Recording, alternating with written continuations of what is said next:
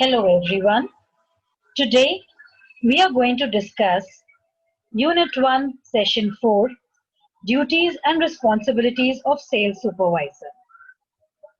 तो sales supervisor के topic को हम पहले भी डिस्कस कर चुके हैं, तो आज हम एक क्विक रिकैप कर रहे हैं।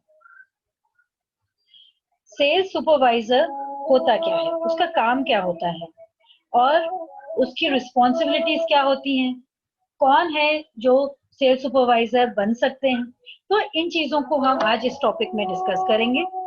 सो सेल्स सुपरवाइजर जो रिटेल स्टोर्स मैनेजर्स हैं, they can hire, fire, train, develop staff, motivate staff, ensure the store makes its sales figures, make sure all directives are completed in a timely manner, communicate corporate information to staff, usually does schedule, display merchandise, and depending on store and staffing availability, does whatever it takes to ensure the store runs smoothly. The clients are number one and there is a good return of clients, and help bring in new clients and protect the merchandise from loss. तो एक store manager जो है, जो एक आपके store को पूरी तरह से मैनेज कर रहे हैं, उनका ये सारा काम रहता है कि जो स्टाफ है उनको तैयार करना, अगर सही नहीं है तो उनको काम से निकालना, उनकी ट्रेनिंग करना, उनको मोटिवेट करना और अपने सेल्स के टारगेट को मीट करना, और साथ ही में आपका पूरा जो कॉर्पोरेट इंफॉर्मेशन है वो अपने स्टोर में इम्प्लीमेंट करना, अपने मर्चेंडाइज को अच्छे से डिस्प्ले करके, अपने कस्टमर्स के साथ कनेक्ट बना के अपने सेल्स को बढ़ाना और अपने मर्चेंडाइज को नुकसान होने से भी बचाना। तो ये ओपनिंग एंड स्टोर क्लोजिंग का भी ये ध्यान रखते हैं, और स्टोर की जो चाबी है उसका भी ध्यान रखते हैं। Store has to be inviting, clean, बिल्कुल जो प्रोजेक्ट्स हैं वो स्टाफ को डेलीगेट करते हैं। तो उनका काम बहुत ही डिटेल्ड है, बहुत सारी चीजों को वो ध्यान में रखते हैं। तो सेल्स सुपरवाइजर्स जो होते हैं, they usually work for retail establishments that sell clothes, appliances, furniture, cell phones, electronics and office supplies. तो जो भी हमारे सेल्स सुपरवाइजर होते हैं, ये रिटेल एस्टैब्लिशमेंट्स में हो सकते हैं जहाँ पे हम कपड़े बेचते हैं, या अप्लायंसेस, या कुछ भी फर्नीचर हो, और इलेक्ट्रॉनिक आइटम्स, और ये केबल और सैटेलाइट टीवी में भी रहते हैं, गवर्नमेंट इंडस्ट्री में भी रहते हैं, सॉरी, और गवर्नमेंट ऑफिसेज में भी सुपरवाइजर्स होते हैं, फाइनेंशियल सर्विसेज में भी सुपरवाइजर रहते हैं। तो जॉब डिस्क्रिप्शन क्या रहता है सुपरवाइजर का? ये वो है जो सेल्स सपोर्ट फंक्शंस में हेल्प करते हैं, और रिटेल जो सेल्स पीपल हैं उनका जॉब इम्प्रूव करने में हेल्प करते हैं। तो ये सेल्स मैनेजर को भी हेल्प करते हैं। तो यहाँ पे सेल्स सुपरवाइजर होता कौन है, इसका क्या काम है?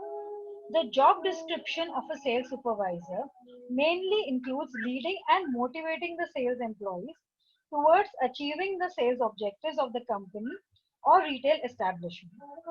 These objectives usually entail driving sales volume both in terms of units and in terms of money.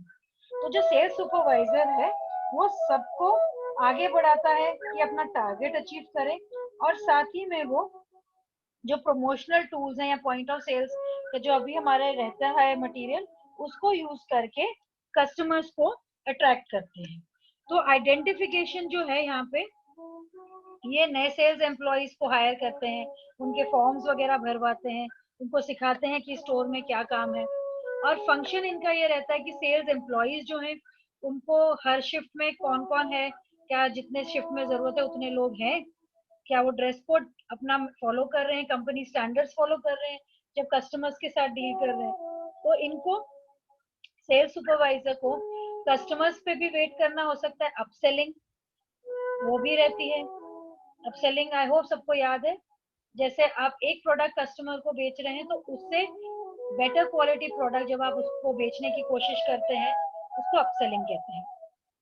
तो आपको हमेशा एज अ सेल्स सुपरवाइजर पूरा ध्यान रखना पड़ेगा स्टोर चल कैसे रहा है। तो आपके कस्टमर कंप्लेंट्स पे भी आपको ध्यान देना हो सकता है, आपके जो कैश रजिस्टर्स हैं उस पे भी आपको ध्यान देना है, और आपको अपने स्टोर डिस्प्लेस भी ऑर्गेनाइज करने हैं।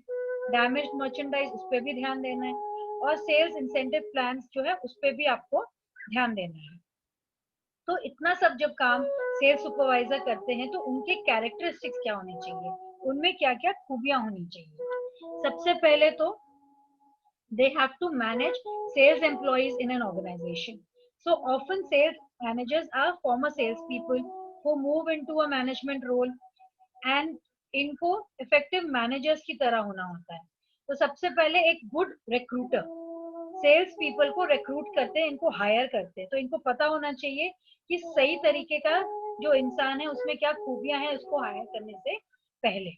गुड सेलर होना चाहिए, उनको सेल्स का एक्सपीरियंस होना चाहिए, उनको अपने टीम को भी कोच करना है, उनको सिखाना है, तो उनको आना चाहिए कि कुछ भी प्रोडक्ट है या जो सेल्स की फैसिलिटी है वो कैसे दूसरों में सिखाना है, दूसरों में कैसे उठा के लाना है। गोल सेटिंग जो है, हमको टारगेट सेट करने हैं जो लोग अचीव कर सकें, और ऐसा टारगेट भी नहीं सेट करना कि अचीव करना ही मुश्किल हो, तो गोल सेटिंग भी आना चाहिए। कोचिंग भी होना होता है, हमें कोचिंग भी आनी चाहिए, लोगों को प्लानिंग मोटिवेशन में हेल्प कर सकते हैं। और गुड कम्युनिकेटर भी होना होता है, हम अच्छे से बात करेंगे तभी लोगों को इंस्पायर कर सकेंगे। तो ड्यूटी क्या क्या रहती है सेल्स सुपरवाइजर की। सबसे पहले तो हम सेल्स मैनेजर को हेल्प कर रहे हैं in leading, directing and motivating the sales team. हम सेल्स स्ट्रेटजीज पे ध्यान दे रहे हैं सेल्स मैनेजर के साथ। सेल्स अपॉर्चुनिटीज को भी हम टारगेट्स के साथ बढ़ा के सेल्स मैनेजर को हेल्प कर रहे हैं।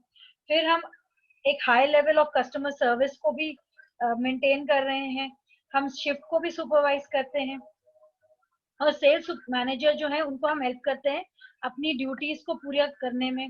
हम जो अपने वर्क स्टेशन है वो भी देखते हैं कि सब साफ सुथरे हैं कि नहीं, बाथरूम क्लीन है कि नहीं। हम कस्टमर इश्यूज अगर कुछ हैं, अगर कुछ भी एस्केलेट होता है सेल्स मैनेजर को तो उसको भी हम हैंडल करते हैं। सेल्स रिप्रेजेंटेटिव्स को भी सुपरवाइज करते हैं। हम सेल्स के जो रिप्रेजेंटेटिव्स हैं अगर उन्हें कोई क्वेश्चंस है उनको भी हेल्प करते हैं।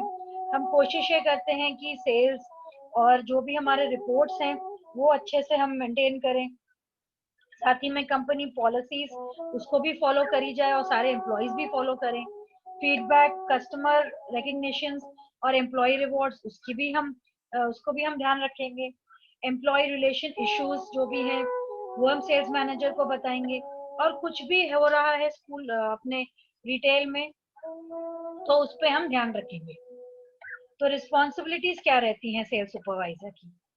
सबसे पहले तो उन्हें अपने स्टोर के स्टाफ को या वॉलंटियर्स को अच्छे से ओरिएंट करना है, उनको ट्रेन करना है, उनके शेड्यूल्स को फॉलो करना है, उनके अच्छे शेड्यूल बनाने हैं शिफ्ट्स के हिसाब से ताकि वो अपना टाइम से काम कर सकें। हमें स्टोर को भी प्रमोट करना है, ऐड देना है, लोगों को कनेक्ट करना है। जैसे मैंने आपको पहले भी बताया है कि बहुत अलग तरीके हैं आजकल। आप मोबाइल फोन के थ्रू भी कस्टमर से कनेक्ट हो सकते हैं, फेसबुक से भी कनेक्ट हो सकते हैं, टीवी के थ्रू भी, न्यूज़पेपर के थ्रू भी। आप अपने प्रोडक्ट्स को जो है सेल के लिए उसको भी आप खरीदेंगे, आप अपने जो सप्लाईज हैं वो भी लेंगे, आप प्रोडक्ट को भी तैयार रखेंगे स्टोर में डिस्प्ले के लिए।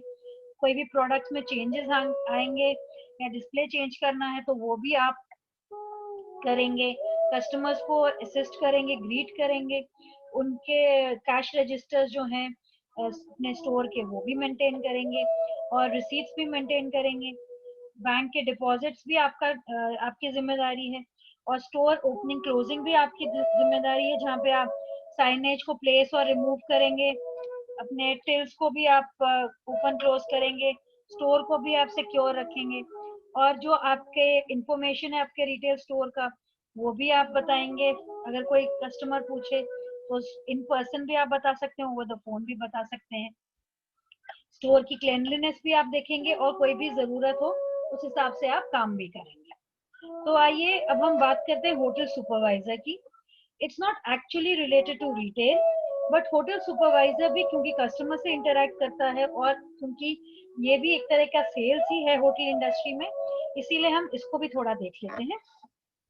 तो यहाँ पे होटल सुपरवाइजर जो है वो फ्रंट ऑफिस ऑपरेशंस देखता है, गेस्ट अराइवल्स एंड डिपार्चर्स देखता है, गेस्ट के रिक्वेस्ट देखता है। तो यहाँ पे उसको ये ध्यान रखना होता है कि कैशियर फंक्शन सही सही हो रहा है कि नहीं, कस्टमर्स को जब आना है तो उनके रिजर्वेशन सही हो रहे हैं कि नहीं, टेलीफोनिक रिक्वेस्ट उसको भी वो देखते हैं, और गेस्ट के रिक्वेस्ट एंड कंप्लेंट्स उस पर भी ये ध्यान देते हैं।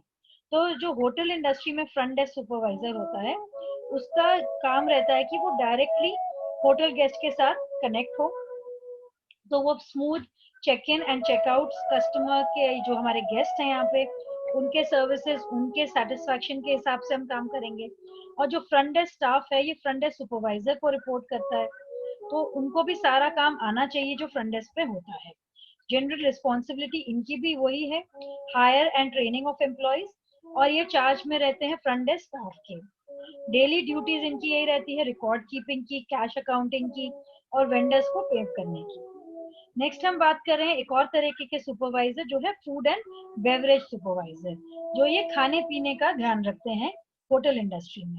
तो डाइनिंग फैसिलिटीज का ध्यान रखते हैं ये, तो यहाँ पे भी ये रिक्रूटमेंट का ध्यान रखते हैं, स्टाफ की मैनेजमेंट और ट्रेनिंग की भी ध्यान इन्हीं की जिम्मेदारी है, और जो भी इन्वेंट्री है वो सब इनको ध्यान रखना पड़ता है। और restaurants, hotels, banquet halls, academic institutions, hospitals, इन सब जगह फूड एंड बेवरेज सुपरवाइजर्स का काम रहता है। तो ये यहाँ पे सेल्फ एम्प्लॉयड भी हो सकते हैं, और अपने फूड एंड डाइनिंग सर्विसेज भी इनके पास हो सकती है। जॉब रिस्पॉन्सिबिलिटीज इनकी क्या रहती है?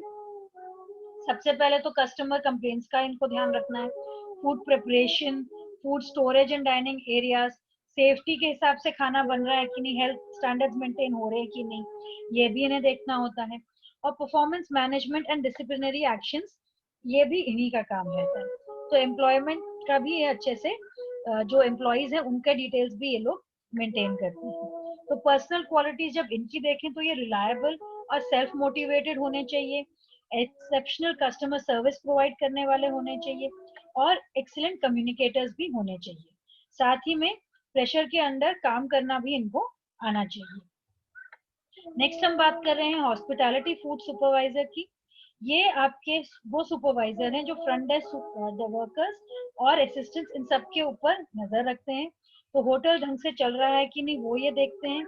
हॉस्पिटैलिटी फ्लोर सुपरवाइजर को आपका काम ये रहता है कि फ्रंट डेस्क वर्कर्स को ट्रेन करें, होटल मैनेज करें, गेस्ट का देखें, अच्छे से कस्टमर सर्विस करें, सेफ्टी देखें कि होटल आपका सेफ है, सारे सेफ्टी कोड्स फॉलो हो रहे हैं कि नहीं।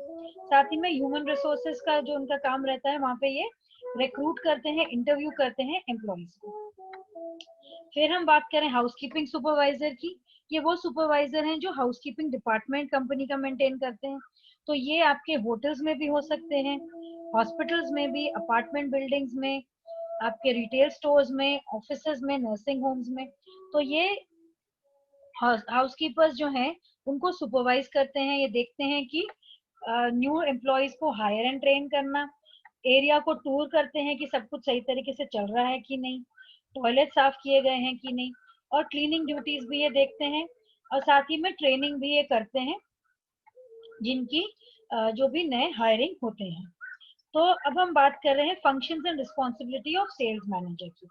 सेल्स मैनेजर आपके रिटेल इंडस्ट्री में भी हो सकता है, और किसी कंपनी सेल्स के लिए भी हो सकते हैं।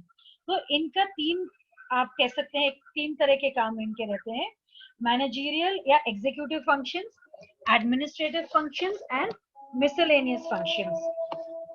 तो इसमें इनका काम क्या क्या रहता है जरा देख लेते हैं।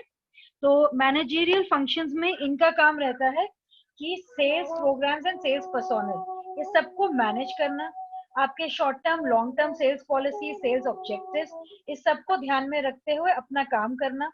इसमें आपको recruitment, selection, training, supervisor, motivation, control of sales personnel, ये सारा आपका इस पर्टिकुलर फंक्शन में आता है। तो आप सेल्स टेरिटरी भी फिट कर सकते हैं, सेल्स कोटा भी फिक्स कर सकते हैं, उनका परफॉर्मेंस भी देख सकते हैं। एडमिनिस्ट्रेटिव फंक्शंस में आपका जो एरिया है आपका, उसमें आपका स्टाफ और आपका डिपार्टमेंट में पूरे तरह से आपका कंट्रोल रहता है, तो आपको पूरा एक प्लान करना पड़ता है कैसे एक्टिविटीज होगी आपके स्टोर में, और आपका जो भी काम हो रहा है वो किस तरह से होगा। तो आपको गाइड करना है, डायरेक्ट करना है, और अपने सेल्स पर्सोनल को, जो लोग आपके पास काम कर रहे हैं, उन सबको इंसेंटिव देना ताकि वो अच्छे से काम कर सके। तो यहाँ पे पेपर वर्क और रिकॉर्ड कीपिंग भी एडमिनिस्ट्रेटिव फंक्शन में आता है। नेक्स्ट हम बात करें मिसलेनियस फंक्शंस की। मिसलेनियस फंक्शंस जो रहते हैं हमारे, वो अलग अलग तरीके के, जैसे आप अच्छा रिलेशन मेंटेन करेंगे with other heads of department, आप long term customer relationship maintain करेंगे, आप जो सेलिंग करते हैं उसको आप पर्सनली करेंगे, एंड फॉर दिस पर्पस आप अपने जो स्टोर है उसको भी आप अच्छे से चलाएंगे, और जो आपका मार्केट कंडीशंस है उसके हिसाब से भी आप देखेंगे कि आपका कंपटीशन कैसे हो रहा है, आपके सब्स्टिट्यूट्स कहाँ से आ रहे हैं। आपको अगर अपने कुछ भी अपने मार्केट के हिसाब से अपने शॉप में चेंज या अपने स्टोर में चेंजेस करने हैं तो वो भी आप करेंगे।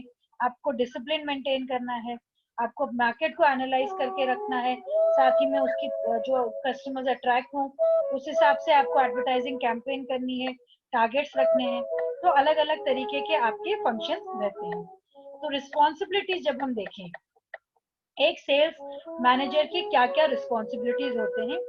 रिस्पॉन्सिबिलिटी टू हिमसेल्फ, हमें ये देखना है कि अपने लिए हम क्या कर रहे हैं जिससे हम इम्प्रूव हों। रिस्पॉन्सिबिलिटी टुवर्ड्स ऑर्गेनाइजेशन, हमें ऑर्गेनाइजेशन की बढ़त के लिए भी देखना है हम उसको कैसे इम्प्रूव कर सकते हैं। कस्टमर्स की तरफ भी हमें देखना है कि कस्टमर्स को हम कैसे हैंडल कर रहे हैं, और स्टाफ की तरफ भी हमें देखना है। तो जब हम बात करें रिस्पॉन्सिबिलिटी टू सेल्फ, तो हमें मैनेजरियल एबिलिटीज अपनी बढ़ानी है, अपने सेलिंग एबिलिटीज बढ़ानी है, रीजनल चेंजेस एंड डेवलपमेंट्स के हिसाब से हमें अपने आप को अप टू डेट रखना है, मार्केटिंग टेक्निक्स के बारे में हमें अपने आप को अप टू डेट रखना है।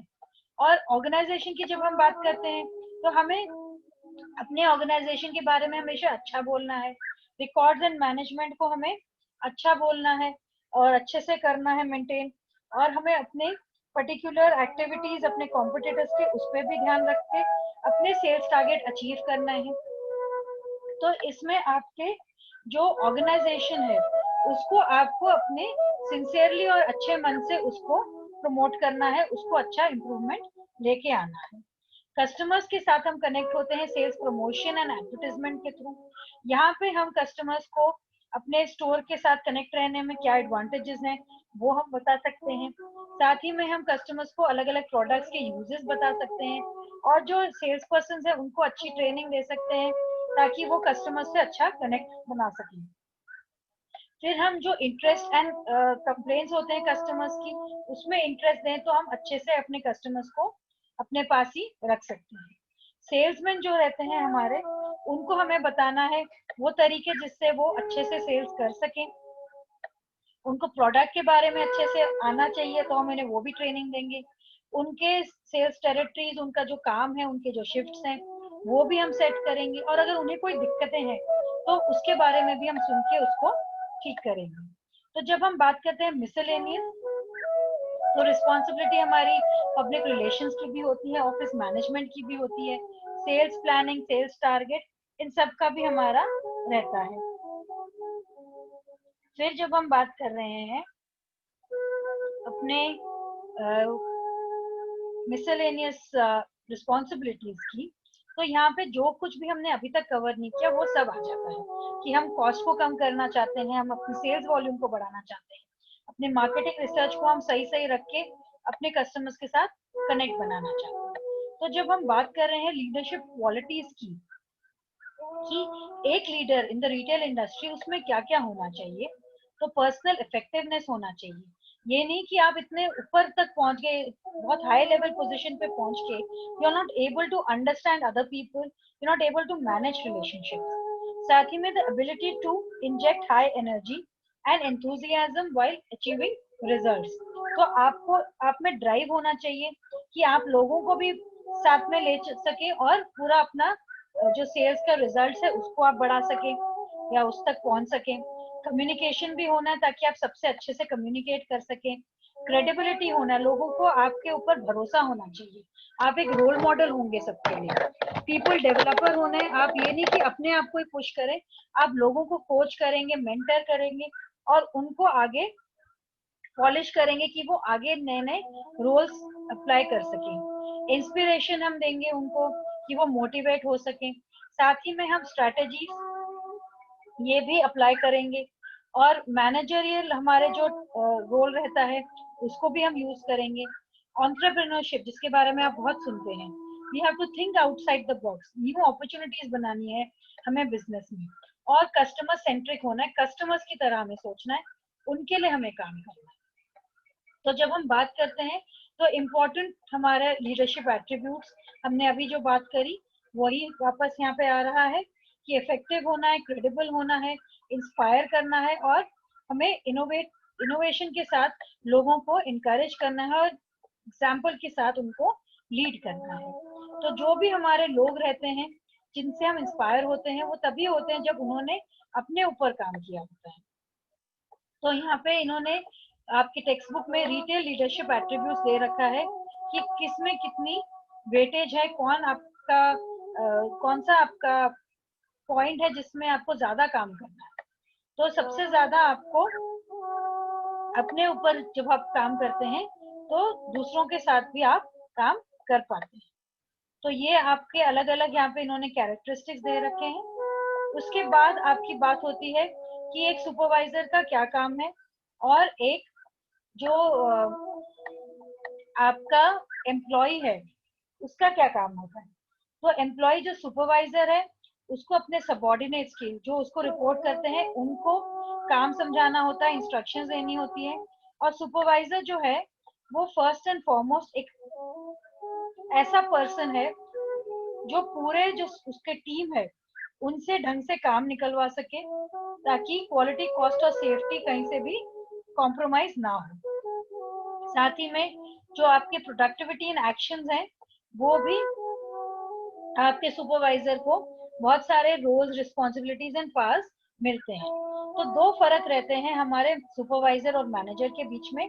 The supervisor does not typically have hire and fire authority and the supervisor does not have budget authority. तो हायर एंड फायर अथॉरिटी ये सिर्फ मैनेजर के पास रहती है, वो रिक्रूट कर सकता है लोगों को और वो ही उनको नौकरी से निकाल सकता है। और साथ ही में मैनेजर्स के पास होती है कितने बजट में काम करना है उसकी अथॉरिटी। तो सुपरवाइजर के पास बजट अथॉरिटी नहीं होती है तो उसको जितना बजट है उतने में ही काम करना पड़ता है। तो सुपरवाइजर का काम ये रहता है कि पूरा काम अच्छे से चल रहा है कि नहीं, सुचारू रूप से चल रहा है कि नहीं, वो उसे ध्यान देना होता है और वो डायरेक्टली काम मैनेजर का होता है। ठीक है, तो इसके बाद जो क्वेश्चंस हैं वो हमने डिस्कस कर ही लिए हैं कि हमारे सेल्स सुपरवाइजर का क्या काम होता है, क्या ड्यूटी होती है, फंक्शंस एंड ड्यूटीज क्या होते हैं सेल्स सुपरवाइजर के, उनके कैरेक्टरिस्टिक्स एंड ड्यूटीज क्या रहते हैं, तो उनके फंक्शंस क्या रहते हैं, ये सब हमने डिस्कस कर लिया है। तो अभी तक जो हमने किया आई होप आपको अच्छे से समझ आ गया होगा, और अगर समझ नहीं आया है तो आप मुझसे जरूर पूछ सकते हैं। So thank you for watching, have a lovely day.